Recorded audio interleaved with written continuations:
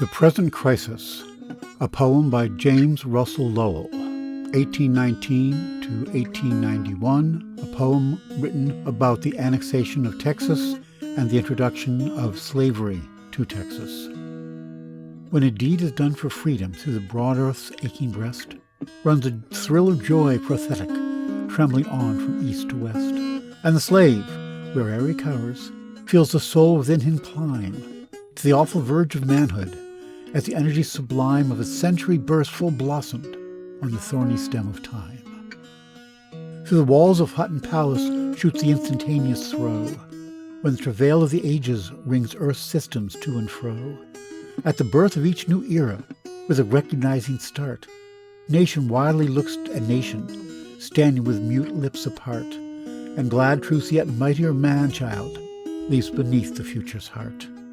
So the evil's triumph sendeth, with a terror and a chill, under continent to continent, the sense of coming ill.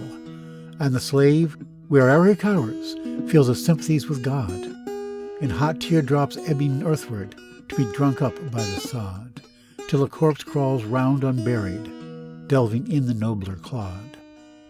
For mankind are one in spirit, and instinct bears along round the earth's electric circle, the swift flash of right or wrong. Whether conscious or unconscious, yet humanity's vast frame, through the ocean's sundered fibers feels the gush of joy or shame. And the gain or loss of one race, all the rest have equal claim.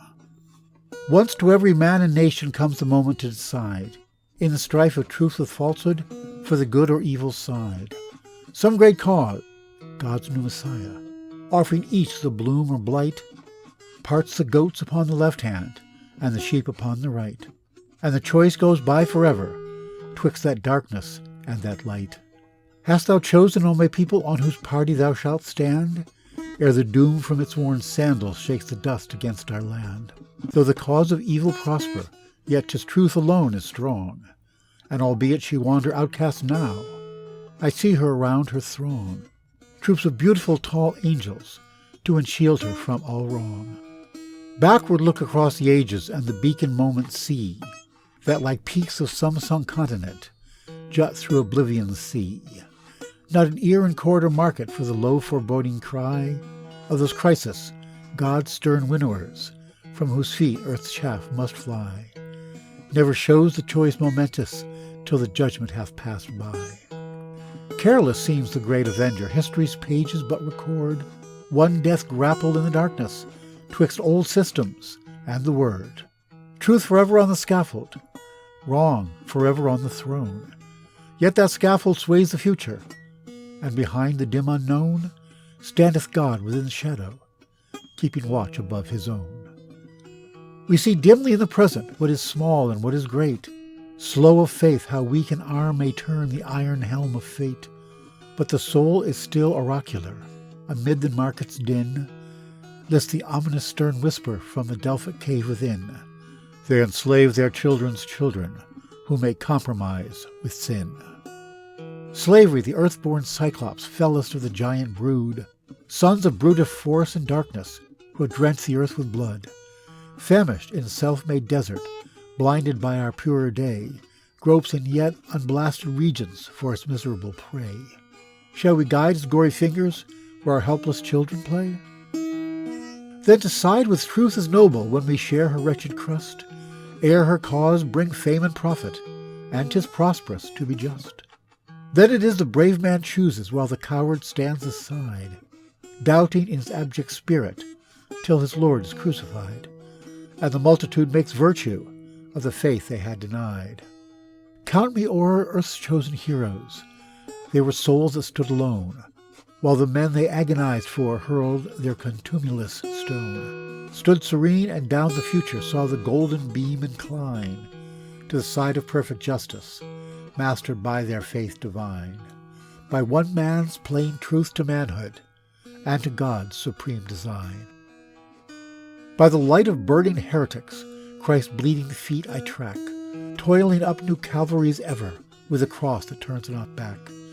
And these mounts of anguish number how each generation learned one new word of that grand credo, which in prophet hearts hath burned, Since the first man stood, God conquered, with his face to heaven upturned.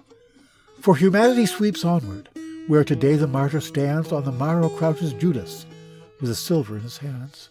Far in front the cross stands ready, and the crackling faggots burn, while the hooting mob of yesterday in silent awe return, to clean up the scattered ashes into history's golden urn.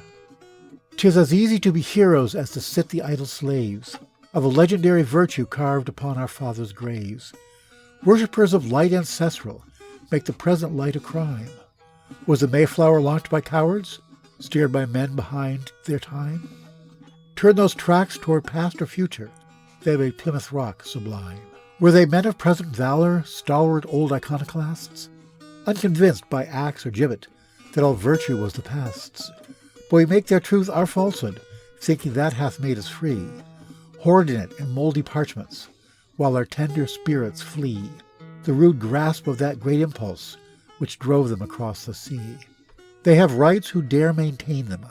We are traitors to our sires, smothering in their holy ashes freedom's new-lit altar fires. Shall we make their creed our jailer? Shall we in our hearts to slay from the tombs of the old prophets steal the funeral lamps away, to light up the martyr faggots round the prophets of today? New occasions teach new duties. Time makes ancient good uncouth.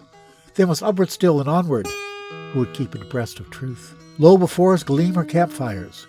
We ourselves must pilgrims be, launch our Mayflower, and steer boldly through desperate winter sea, nor tempt the future's portal with the past's blood-rusted key.